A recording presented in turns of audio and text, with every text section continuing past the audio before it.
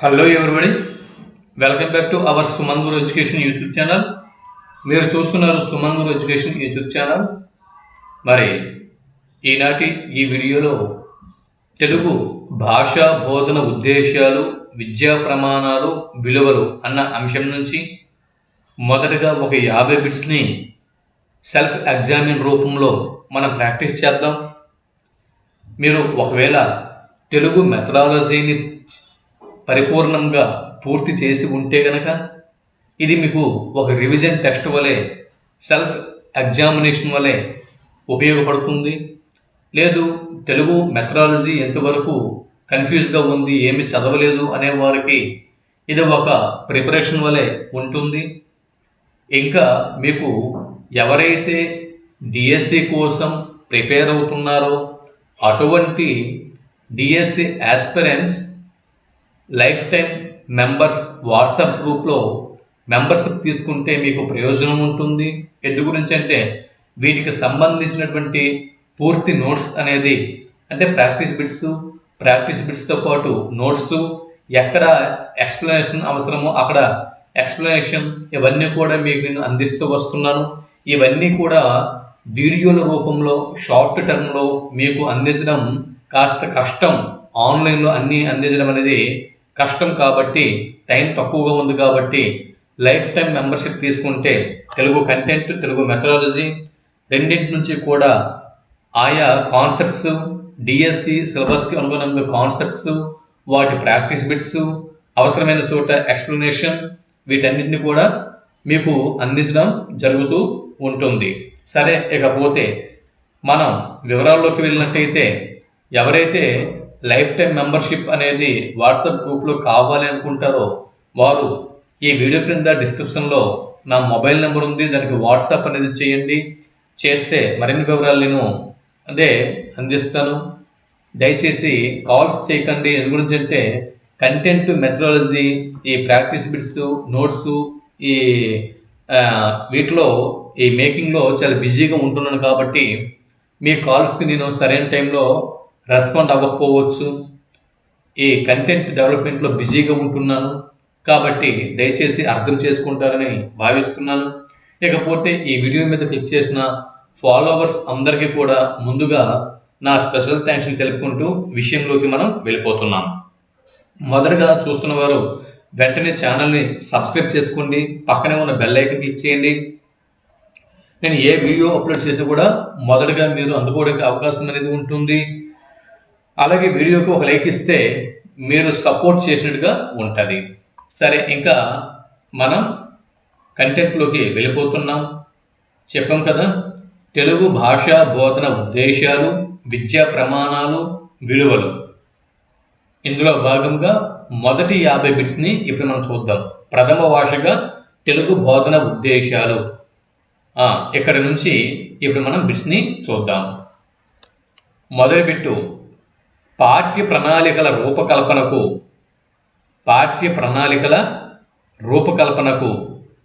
పాఠ్యాంశాల ఎంపికకు, పాఠ్యాంశాల ఎంపికకు ఉపకరించి ఆయా పాఠ్యాంశాల ద్వారా విద్యార్థుల్లో సాధించాల్సిన స్థూలమైన ప్రవర్తన మార్పులను తెలియజేసేవి ఏవి? బిట్టు బాగా అర్థం చేసుకోండి. పాఠ్య ప్రణాళికల రూపకల్పనకు, అలాగే పాఠ్యాంశాల ఎంపికకు ఉపకరించడమే కాకుండా మరి ఆయా పాఠ్యాంశాల ద్వారా విద్యార్థుల్లో సాధించాల్సిన స్థూలమైన ప్రవర్తన మార్పులను తెలియజేయనివి క్రింది వాటిలో ఏవి? ఇదే బిట్టు మీకు ఎగ్జామ్లో వస్తే కన్ఫ్యూజ్కి లోనవ్వకుండా కరెక్ట్ ఆన్సర్కి మీరు దేన్ని గుర్తిస్తారు? మీకు జవాబు తెలిస్తే కామెంట్ బాక్స్లో డ్రాప్ చేయండి.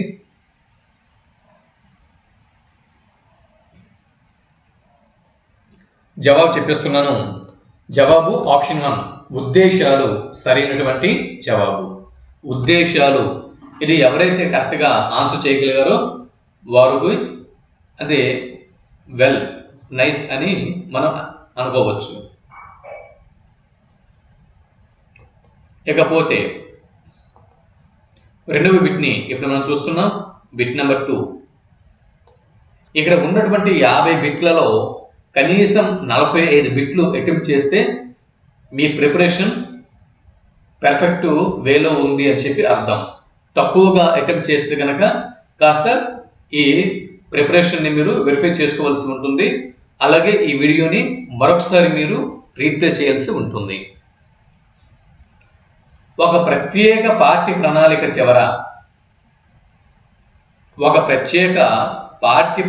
చివర విద్యార్థులు సాధించే ప్రవర్తన మార్పుల మొత్తాలే ఆప్షన్ 1 ఉద్దేశాలు, ఆప్షన్ 2 గమ్యాలు, ఆప్షన్ 3 లక్ష్యాలు, ఆప్షన్ 4 స్పష్టీకరణలు. వీటిలో సరైన ఆప్షన్ ఏమీ ఉంటుంది? ఆన్సర్ తెలిస్తే కామెంట్ బాక్స్లో డ్రాప్ చేయండి. ఒక ప్రత్యేక ప్రణాళిక చివర విద్యార్థుల్లో సాధించే ప్రవర్తన మార్పుల మొత్తాలని ఏమంటారు? జవాబు చెప్పేస్తున్నా. జవాబు ఆప్షన్ 2 గమ్యాలు. సో గమ్యాలు ఎవరైతే ఆన్సర్ గుర్తించగలిగారో వారి ప్రిపరేషన్ కరెక్ట్గా ఉంది అని అర్థం. మూడవ బిట్ నెంబర్ 3. ఇక్కడ మనం మూడవ బిట్ని చూస్తున్నాం. క్రింది వాటిలో సత్య ప్రవచనంని గుర్తించండి. ఆప్షన్ ఏ ఉద్దేశాలను 2 రకాలుగా వర్గీకరించవచ్చు. ఆప్షన్ బి ఉద్దేశాలను 3 రకాలుగా వర్గీకరించవచ్చు. ఆప్షన్ సి ఉద్దేశాలను సామాన్య ఉద్దేశాలని, ప్రత్యేక ఉద్దేశాలని వర్గీకరించవచ్చు. ఆప్షన్ డి ఉద్దేశాలను సామాన్య, ప్రత్యేక, మానసిక చలనాత్మక ఉద్దేశాలు అని వర్గీకరించవచ్చు. ఇలా ఉన్నాయి. అయితే ఇక్కడ క్రింద చూడండి, మరో 4 ఆప్షన్లు ఉన్నాయి. ఆప్షన్ 1 ఏ మాత్రమే సరైనది, ఆప్షన్ 2 బి మాత్రమే సరైనది, ఆప్షన్ 3 ఏ మరియు సి 2 స్టేట్మెంట్లు సరైనవి, ఆప్షన్ 4 బి మరియు డి స్టేట్మెంట్లు సరైనవి. వీటిలో సరైన ఆప్షన్ని మీరు గుర్తించండి. మీకు జవాబు తెలిస్తే కామెంట్ బాక్స్లో డ్రాప్ చేయండి.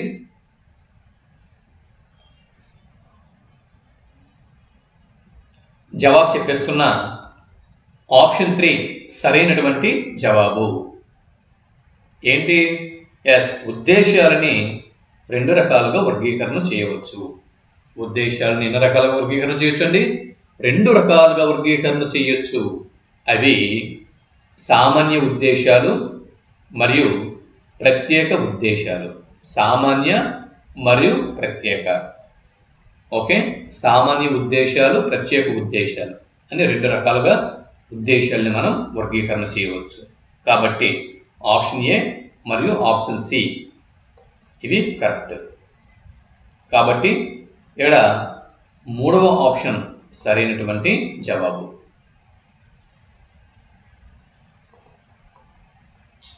ఇక 4వ బిట్ని చూద్దాం. 4వ బిట్ నెంబర్ 4.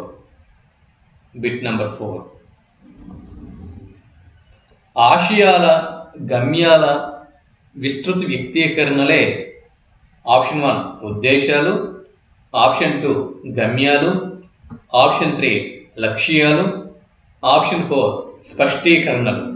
వీటిలో సరైన ఆప్షన్ని గుర్తించండి. ఆశయాల, గమ్యాల విస్తృత వ్యక్తీకరణలే ఉద్దేశాలు, గమ్యాలు, లక్ష్యాలు, స్పష్టీకరణలు. వీటిలో సరైన ఆప్షన్ ఏదో గుర్తించండి. మీకు జవాబు తెలిస్తే కామెంట్ బాక్స్లో డ్రాప్ చేయండి. ఆశయాలు మరియు గమ్యాలు వీటి యొక్క విస్తృత వ్యక్తీకరణలు ఏమంటారు?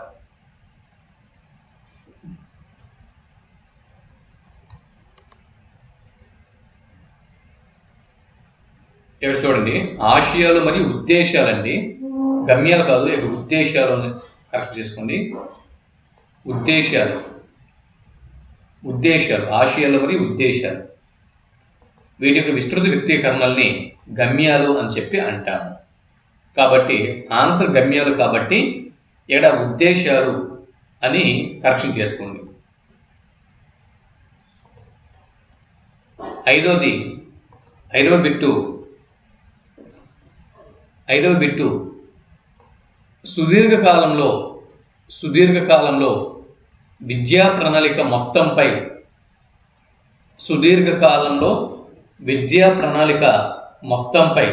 సాధించాల్సిన ప్రవర్తన మార్పుల మొత్తాలే ఉద్దేశాలు, గమ్యాలు, లక్ష్యాలు, స్పష్టీకరణలు. వీటిలో సరైన ఆప్షన్ గుర్తించండి.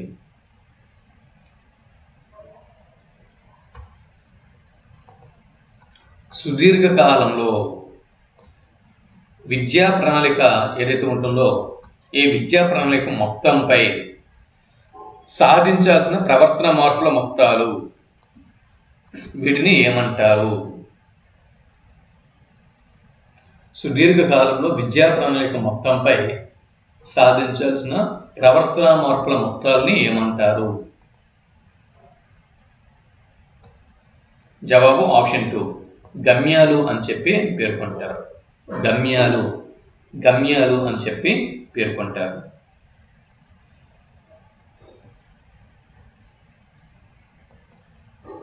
బిట్ నెంబర్ 6 ఆరో బిట్టు ఉద్దేశాలు మరియు గమ్యాలు. ఉద్దేశాలు గమ్యాల నుంచి ఆవిర్భవించి తరగతి బోధనకు మార్గదర్శకత్వం నేర్పి ఆయా పాఠ్యాంశాల ద్వారా విద్యార్థుల్లో ఆశిస్తున్న ప్రవర్తన మార్పులను సూచించే వాటిని ఏమంటారు? చూడండి, ఉద్దేశాలు గమ్యాల నుంచి ఆవిర్భవిస్తాయి. ఉద్దేశాలు గమ్యాల నుంచి ఆవిర్భవిస్తూ తరగతి గదిలో బోధనకు మార్గదర్శకత్వం నేర్పి ఆయా పాఠ్యాంశాల ద్వారా విద్యార్థుల్లో ఏవైతే మన మార్పుల్ని ఆశిస్తున్నామో ప్రవర్తన మార్పుల్ని వాటిని సూచించే వాటిని ఏమంటారు? జవాబు ఆప్షన్ 3 లక్ష్యాలు అని చెప్పి పేర్కొంటారు. లక్ష్యాలు సరైనటువంటి జవాబు. 7వ బిట్ని ఇప్పుడు మనం చూస్తున్నాం. Bit number 7. 7వ బిట్లోకి మనం వచ్చాం. స్వల్పకాలంలో ఒక పాఠం చివర సాధించదగినవి క్రింది వాటిలో ఏవి? స్వల్పకాలంలో ఒక పాఠం చివర సాధించదగినవి. స్వల్పకాలంలో ఒక పాఠం చివర సాధించదగినవి క్రింది వాటిలో ఏవి? మీకు ఆన్సర్ తెలిస్తే కామెంట్ బాక్స్లో డ్రాప్ చేయండి.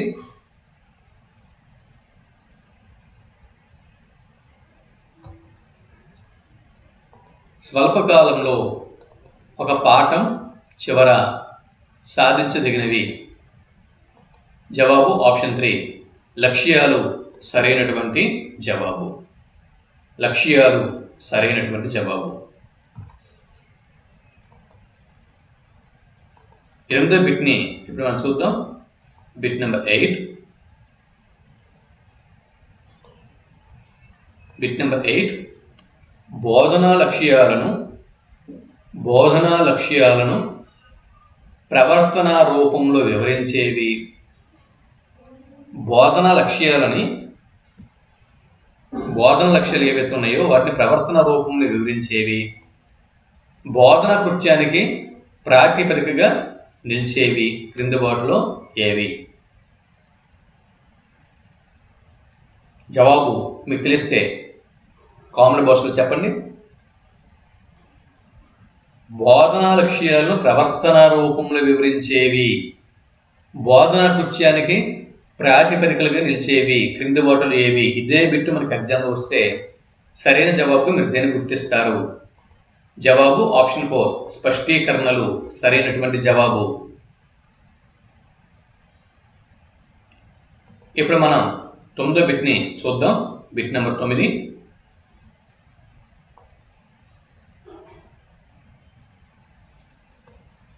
స్పష్టీకరణలకు సంబంధించి సత్య ప్రవచనం క్రింది వాటిలో ఏది గుర్తించండి? స్పష్టీకరణలకు సంబంధించి సత్య ప్రవచనం క్రింది వాటిలో ఏది గుర్తించండి? ఇవి అభ్యసనానికి సాక్ష్యాలుగా నిలుస్తాయి. అభ్యసనానికి సాక్ష్యాలుగా నిలుస్తాయి. ఆప్షన్ 1 సరైనటువంటి స్టేట్మెంటే, సత్య ప్రవచనమే. ఇవి లక్ష్యాల యొక్క అర్థాలని పరిమితం చేస్తాయి. రెండో స్టేట్మెంట్ కూడా సరైనదే. వివిధ లక్ష్యాల అందలి భేదాలను చెప్పడానికి ఉపకరిస్తాయి. 3 స్టేట్మెంట్లు సరైనవి కాబట్టి ఆప్షన్ 4 ఇక్కడ సరైనటువంటి జవాబు. స్పష్టీకరణలు అనేవి ఇవి విద్యార్థుల యొక్క అభ్యసనానికి సాక్ష్యాలు. లక్ష్యాల యొక్క అర్థాలను పరిమితం చేస్తాయి. వివిధ లక్ష్యాల అందలి భేదాలను చెప్పడానికి ఉపకరిస్తాయి. గుర్తుపెట్టుకోండి. లేదంటే మళ్ళీ ఈ వీడియో పూర్తయిన తర్వాత మరొకసారి వీడియో 2 టైమ్స్ రివిజన్ చేసుకుంటే బిట్స్ గుర్తుండిపోతాయి. వీడియో ఒక ఎగ్జామ్కి వెళ్ళినంత వరకు కూడా నేను అప్లోడ్ చేస్తున్న వీడియోలు అప్పుడప్పుడు మీకు ఖాళీ దొరికినప్పుడల్లా కూడా, మీకు విరామం దొరికినప్పుడల్లా కూడా వీటిని చూస్తూ ఉండండి. బిట్టింగ్ మిస్ అవ్వడానికి ఛాన్స్ లేదు. ఇంకా లక్ష్యాలు, స్పష్టీకరణలు, ఉద్దేశాలు, గమ్యాలు ఎక్కడి నుంచి బిట్ కంపల్సరీ.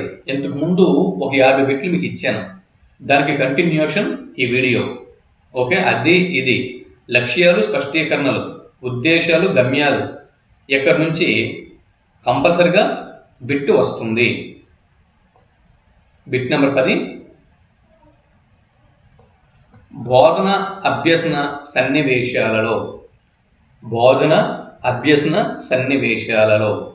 అంతర్దృష్టిని సాధించటానికి మరియు మూల్యాంకనంలో ప్రశ్నల తయారీలో తోడ్పడినవి క్రింద వాటిలో ఏవి?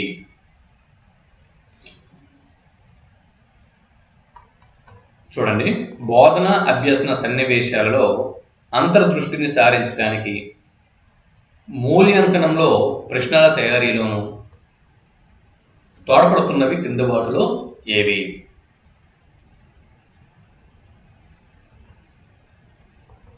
జవాబు ఆప్షన్ 4 స్పష్టీకరణలు. ఇక్కడ ఈజీగా ఉంటుందండి. ఇది ప్రాక్టీస్ మ్యాచ్ల్లో ఒక ప్లేయర్ బాగా ఆడగలడు. అదే ఫైనల్ మ్యాచ్కి వెళ్ళినప్పటికీ ప్రెషర్ ఎక్కువగా ఉంటుంది, ఒత్తిడిని జయించాలి. అలాగా ఇక్కడ ఈజీగా ఉంటాయి బిట్స్, అన్నీ వచ్చినట్టుగా ఉంటాయి. ఎగ్జామినేషన్ హాల్కి వెళ్ళినప్పటికీ మన మీద ఒత్తిడి పెరుగుతుంది, ప్రెషర్ పెరుగుతుంది. అక్కడ వీటిని గుర్తించడంలో ఎంత ఈజీ అనుకున్నటువంటివి కూడా మనకి బాల్తో కొట్టిస్తాయి. కొన్నిసార్లు తప్పు పెట్టి ఎగ్జామ్ హాల్ నుంచి బయటకు వస్తూ ఉంటాం.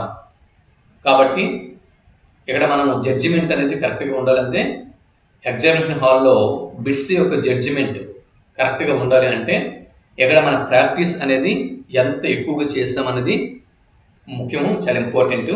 కాబట్టి మళ్ళీ చెప్తున్నాను, లక్ష్యాలు, స్పష్టీకరణలు, ఉద్దేశాలు, గమ్యాలు ఇది చాలా కన్ఫ్యూజ్డ్ కాన్సెప్ట్. ఇది మీరు ఎగ్జామ్కి వెళ్ళినంత వరకు ఎన్ని ఎక్కువ సార్లు మీరు రివిజన్ చేస్తే అంత ఎక్కువగా ఇవి మీరు గుర్తుంచుకొని ఆన్సర్ చేయగలరు.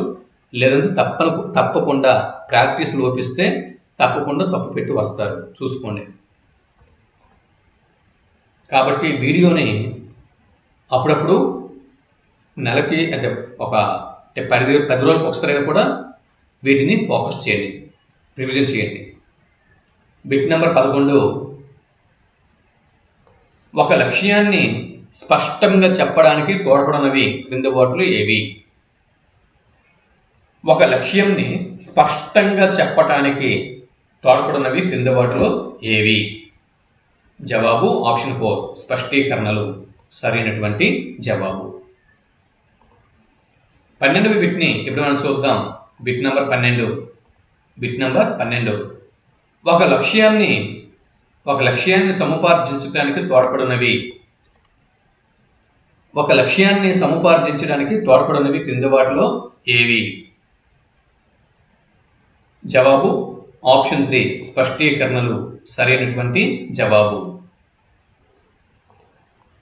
బిట్ నెంబర్ 13 మాట నందలి సొగసు, సరసత్వం మరియు చమత్కారంను ఏమంటారు? మాట నందలి సొగసును, సరసత్వమును, చమత్కారమును ఏమంటారు? జవాబు ఆప్షన్ 3 నుడికారం అని చెప్పి అంటారు. 14వ బిట్ నెంబర్ 14. జాతీయాలను ఇలా అంటారు. జాతీయాలను ఇలా అంటారు. పదబంధాలు, నుడికారాలు, పలుకుబళ్ళు, లేదా ఆప్షన్ 4. 3 ఆప్షన్లు సరైనవే. జవాబు ఆప్షన్ 4 సరైనటువంటి ఆన్సర్. జాతీయాలనే పదబంధాలు అంటారు, అలాగే నుడికారాలు అంటారు, పలుకుబళ్ళు అని చెప్పి అంటారు. ఓకే, ఇక బిట్ నెంబర్ 15వ బిట్టు వైఖరి అనగా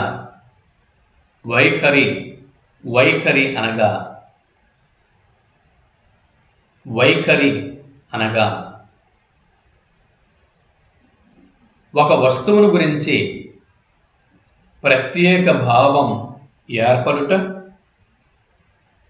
ఒక వస్తువును గురించి ప్రత్యేక భావం ఏర్పడుట, ఒక ప్రదేశాన్ని గురించి ప్రత్యేక భావం ఏర్పడుట, ఒక వ్యక్తిని గురించి ప్రత్యేక భావం ఏర్పడుట, పైవన్నీ సరైనవే. సరైన జవాబును గుర్తించండి. జవాబు ఆప్షన్ 4 సరైనటువంటిది. ఎందు గురించి అంటే ఒక వస్తువు గురించి ప్రత్యేక భావంని వైఖరి అంటాము. ప్రత్యేక భావంని ఏర్పడుటనే వైఖరి అంటాము. ఆ ప్రత్యేక భావం అనేది వస్తువు మీదుగా ఏర్పడవచ్చు, ప్రదేశం గురించి ఏర్పడవచ్చు, వ్యక్తిని గురించి ఏర్పడవచ్చు. అంటే person, place, thing. Okay, person, place, thing. Person మీద, ప్లేస్ మీద, థింగ్ మీద, వ్యక్తి మీద, ప్రదేశం మీద, వస్తువు మీద ఒక ప్రత్యేక భావం ఏర్పడటని వైఖరి అని చెప్పి అంటాము. వైఖరి అనేది ఒక మానసిక ప్రక్రియ. 16వ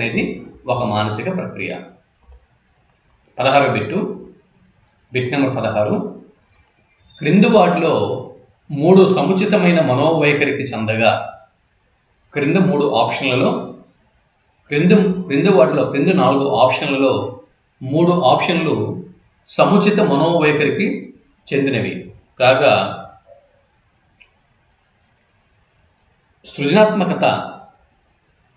సృజనాత్మకతకు చెందిన స్పష్టీకరణం ఏదో గుర్తించండి. క్రింది 4 ఆప్షన్లు ఉన్నాయి. ఈ 4 ఆప్షన్లను 3 ఆప్షన్లు సముచిత మనోవైఖరి అన్న లక్ష్యానికి చెందినవి కాగా సృజనాత్మకత అన్న లక్ష్యానికి చెందిన స్పష్టీకరణం క్రింది వాటిలో ఏదో గుర్తించండి.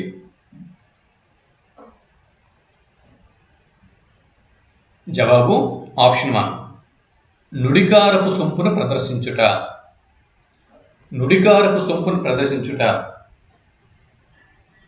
ఇది సృజనాత్మకతకు సంబంధించినటువంటి స్పష్టీకరణ. మిగిలిన 3 సముచిత మనోవైఖరికి సంబంధించినటువంటి స్పష్టీకరణలు.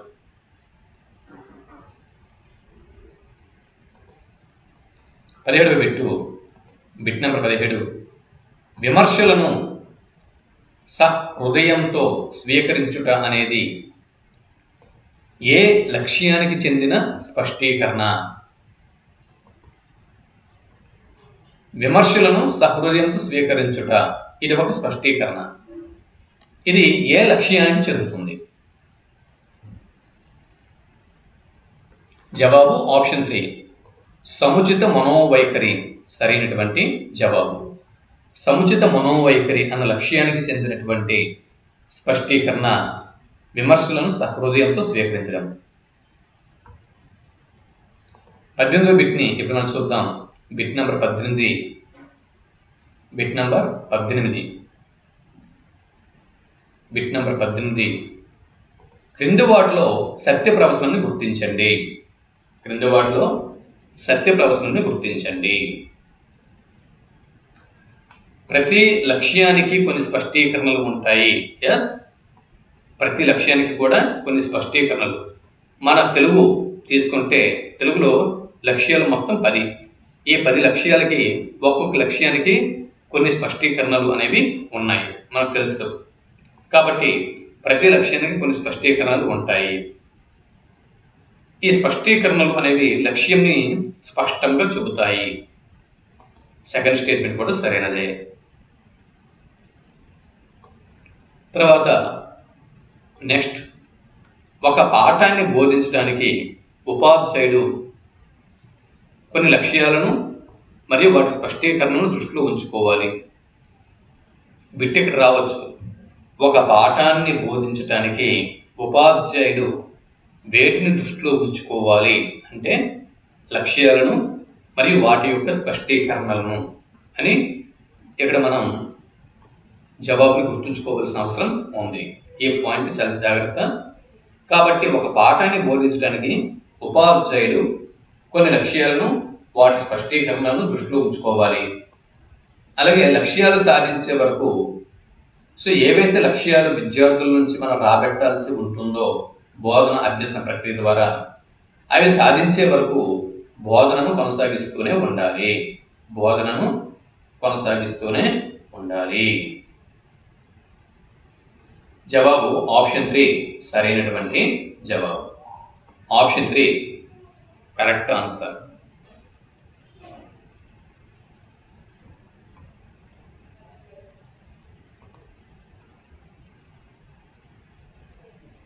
బిట్ నెంబర్ 19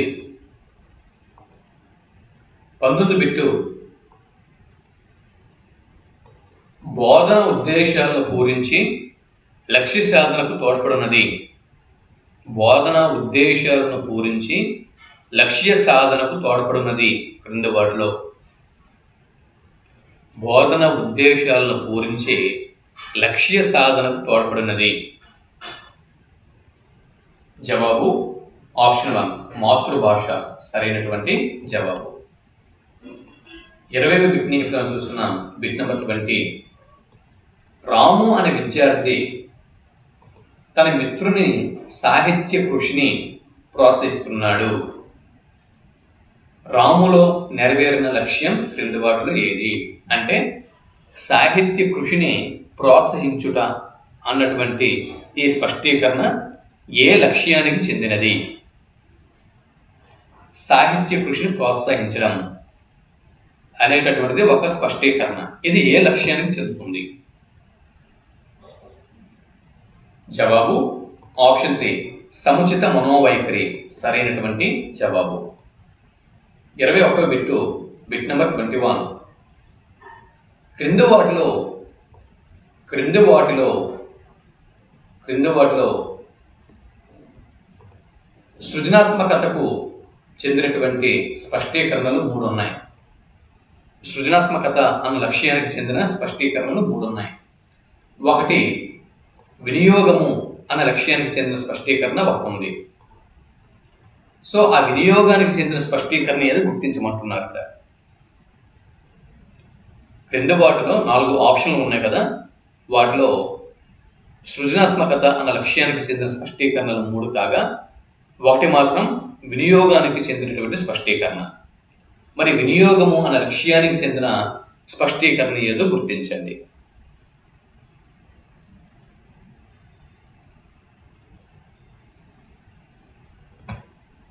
జవాబు ఆప్షన్ 2 సెలవు పత్రాన్ని తానే స్వయంగా రాసుకోగలుగుట. సెలవు పత్రాన్ని తానే ఒక విద్యార్థి సెలవు పత్రాన్ని తానే స్వయంగా రాసుకోగలుగుట అనేది వినియోగము అన్న లక్ష్యానికి చెందినటువంటి స్పష్టీకరణ. మిగిలినవన్నీ కూడా ఏంటి? దేశీయాలు, లోకోక్తులు, జాతీయాలు విరివిగా వాడటం, ఇది సృజనాత్మకతకు సంబంధించినటువంటి స్పష్టీకరణ. అలాగే స్వతంత్ర రచనలు చేయడం, స్వతంత్ర రచన చేయడం అనేది సృజన అనేది ఉండాలి, క్రియేటివిటీ అనేది ఉండాలి. పార్వతి అనే విద్యార్థి, ఇవన్నీ మనకు అనవసరం. అంటే ఒక ప్రక్రియలో ఉన్నటువంటి అంశంని మరొక ప్రక్రియలోకి మార్చి రాయటం, ఒక ప్రక్రియలో ఉన్నటువంటి అంశంని మరొక ప్రక్రియలోకి మార్చి రాయటం. సో ఈ మూడిటికి క్రియేటివిటీ అనేది ఉండాలి. క్రియేటివిటీనే తెలుగులో సృజన అని చెప్పి అంటాము. కాబట్టి దేశీయాలు, లోకోక్తులు, జాతీయాలు వీటిని విరివిగా వాడటం, స్వతంత్ర రచనలు చేయటం, అలాగే నవల రూపంలో ఉన్నది అంటే ఒక సాహిత్య ప్రక్రియ నుంచి మరొక సాహిత్య ప్రక్రియలోకి మార్చగలగడం. సో ఇవన్నీ కూడా సృజనాత్మకత అన్న లక్ష్యం పరిధిలోకి వస్తాయి. 22వ బిట్ని ఇప్పుడు మనం చూసుకున్నాం. Bit number 22. క్రింది వాటిలో రసానుభూతి అన్న లక్ష్యానికి సంబంధం లేని స్పష్టీకరణ ఒకటి ఉంది, అది ఏదో గుర్తించండి. ఇక్కడ బిట్ ఏమడిగాము? చందని. చందని అంటే సంబంధం లేని అని అర్థం. రసానుభూతి అనేది ఒక లక్ష్యం, బోధన అభ్యసన లక్ష్యం. సో రసానుభూతి అనే లక్ష్యానికి సంబంధం లేనటువంటి ఒక స్పష్టీకరణ అనేది క్రింది 4 ఆప్షన్లలో ఒకటి ఉంది, అది ఏదో గుర్తించండి.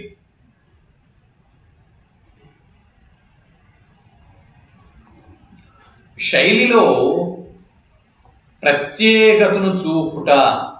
శైలిలో ప్రత్యేకతను చూపుట. శైలిలో ప్రత్యేకతను చూపుట అనేది ఇది సృజనాత్మకతకు, అదే క్రియేటివిటీ లేదా సృజనాత్మకత, దీనికి సంబంధించినటువంటి స్పష్టీకరణ. కాబట్టి మిగిలినటువంటి చూడండి, ఇక్కడ చాలా జాగ్రత్త. శైలిలో ప్రత్యేకత, శైలి యొక్క ప్రత్యేకత అంటే అది సృజన. భేదాలు పరిగించుట అంటే శైలిలోని భేదాలని పరిశీలించడం. పరిశీలించడం అనేది రసానుభూతికి చెందుతుంది. శైలి పరిశీలన, శైలి భేదాల పరిశీలన. చూడండి, పరికించుట, పరికించుట, శైలి భేదాలు పరికించుట అనేది రసానుభూతికి వస్తుంది. శైలిలో ప్రత్యేకత, శైలిలో ప్రత్యేకత అన్నప్పుడు అది సృజన. పరికించుట అన్నప్పుడు అది రసానుభూతి. ఈ రెండింటి మధ్య తేడా గుర్తించండి. పాత్రౌచితిని తెలుసుకోవటం రచన రసానుభూతికి చెందుతుంది. రచనల్లో రసభేదాలను తెలుసుకున్నట రసభేదాలు. సో ఈ మూడు కూడా రసానుభూతికి చెందవు. ఈ స్పష్టీకరణలో అంటే చెందుతాయి. ఈ మూడు కూడా రసానుభూతికి చెందుతాయి. మొదటిది మాత్రము క్రియేటివిటీ, సృజన అన్న శైలికి చెందుతుంది. కాబట్టి ఇక్కడ ప్రశ్న ఏమడిగాము? రసానుభూతికి సంబంధం లేని స్పష్టీకరణ అన్నాం. కాబట్టి ఇది సృజన అన్న లక్ష్యానికి సంబంధించింది. కాబట్టి ఆప్షన్ 1 ఇక్కడ రసానుభూతికి సంబంధం లేనటువంటి స్పష్టీకరణ అన్నమాట. 23వ బిట్ నెంబర్ 23. రచయితల యొక్క ఆత్మీయతను సూచించే సన్నివేశాలను గుర్తించడం. ఇక్కడ చూడొచ్చు, నన్నయ్య, తిక్కన, ఎర్రన, పోతన, శ్రీనాథుడు ఇటువంటి రచయితల యొక్క ఆత్మీయతను సూచించే సన్నివేశాలను గుర్తించడం ఏ లక్ష్యం క్రిందకి వస్తుంది? ఆత్మీయతను సూచించే సన్నివేశాలను గుర్తించడం. ఎవరి ఆత్మీయత? రచయితల యొక్క ఆత్మీయత. ఇది రసానుభూతి అనేటటువంటి లక్ష్యం పరిధిలోకి వస్తుంది స్పష్టీకరణ. రచయితల యొక్క ఆత్మీయతను సూచించే సన్నివేశాలు, రచయితల యొక్క ఆత్మీయతను సూచించే సన్నివేశాలను గుర్తించడం అనేది రసానుభూతికి చెందినటువంటి రసానుభూతి అన్న లక్ష్యానికి సంబంధించినటువంటి స్పష్టీకరణ.